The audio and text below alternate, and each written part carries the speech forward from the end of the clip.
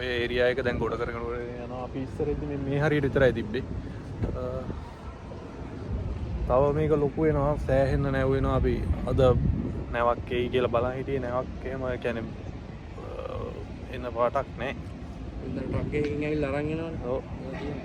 වෙනදා ට්‍රක් එකකින් ඇවිල්ලා අරන් යන එහෙම මම දැකලා තියෙනවා ඕන තරම්. මේ දවස්වල මේව බලන්නේ අපි බලමු බෝට් රයිඩ් එකක් ගන්න chance එකක් තියෙද කියලා අපි බලන්න යනවා ඉස්සරහට. ඔයගොල්ලන්ට තව පෙන්වන්න පුළුවන් මේ මිනිස්සු සෑහෙන මහලු බලනවා. ලංකාවේ වරාය ඉස්සරහා මාළු බලන්නේ නැහැ කවුරු.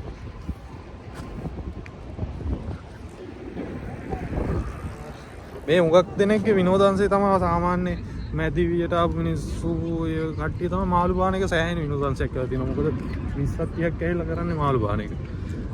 බිලිපිති රෙන්ට් එකට දෙන්න. බිලිපිති රෙන්ට් එකට දෙන්න තැන් තියෙනවා. අංගුල මාළු දෙන්න නැහැ නේද? ආවත් තනවලා ඉන්නා. අල්ලපු මාළු වෙන්නත් දැකලා ජීවිතේ. ඒකත් ඇත්ත. ඉතින් අල්ලපු මාළු වෙන්නත් දැකලා නැහැ.